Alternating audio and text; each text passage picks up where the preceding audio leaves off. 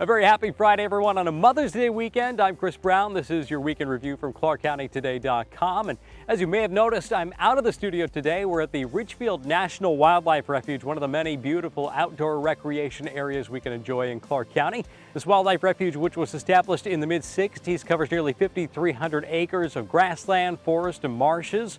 There are 5 separate areas with their own habitats and native wildlife. 2 of those are open for the estimated 165,000 annual human visitors to see, while 3 are off limits as a place for wildlife to, take a break from us humans.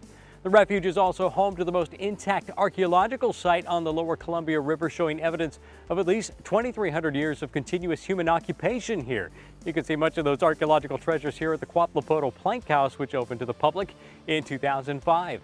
Some of the wildlife you'll likely see here include a wide variety of songbirds, sandhill cranes, red-tailed hawks, great blue herons, deer, and even cougars are known to roam some of the unpopulated areas, along with bobcat, beaver, coyote, porcupine, mink, and a whole lot more. Okay, on to the news of the week now. First up, turmoil in the Clark County Republican Party. State Rep Liz Pike of Camas was one of the first to demand that David Gallatley, chair of the county's Republican Party, step down after court documents from divorce proceedings alleged that he had used drugs, including cocaine, meth, and methadone. Gallatley fired back, accusing Pike of lying, trying to infiltrate the county GOP, and questioning her record in the legislature. Pike called Gallatley's accusations a pile of tripe and said Gallatley, who's led the party since 2016, is clearly in over his head and has left the GOP in shambles.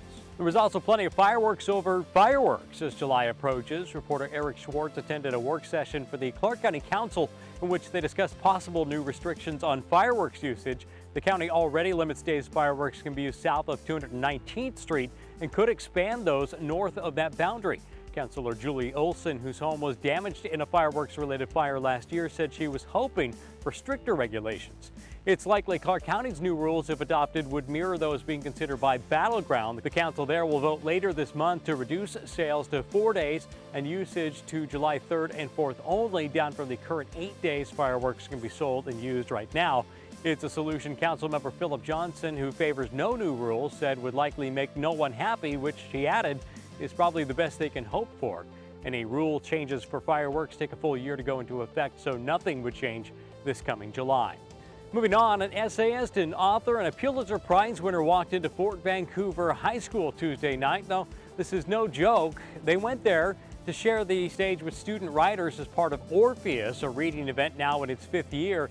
The idea is to allow students a chance to showcase their skills along with professional writers. There are a total of 4 performances this year, including one on each of the next 3 Tuesdays. Readings begin at 6 p.m. and admission is free. In sports, the Skyview baseball team, which made it to the state Final Four last year, is trying to make it back to the state tournament this week.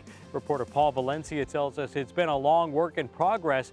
At Skyview, practices during the regular season are designed to put pressure on the players. That way, during games, they'll already know what to do when things get tough. And the system appears to be paying off. The Storm lost in the bi-district tournament opener on Tuesday, but bounced back to win an elimination game Wednesday night. They're hoping for at least one win this weekend to make it back to the state's Sweet 16. In entertainment, I had a chance to sit down with Kevin Bruner, a musician from Camas who plays guitar for the Christian group Small Town Poets. Their 8th studio album is available this weekend. Bruner does most of his work remotely since the rest of the band lives in other states. It's something that wouldn't have been possible during the group's earlier years in the 90s.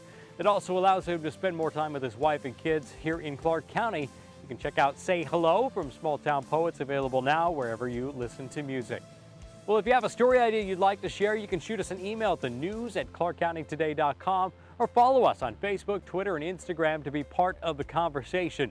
From the Richfield National Wildlife Refuge, I'm Chris Brown. Thanks so much for watching. Happy Mother's Day to all of you moms from everyone at ClarkCountyToday.com, and we'll see you next week.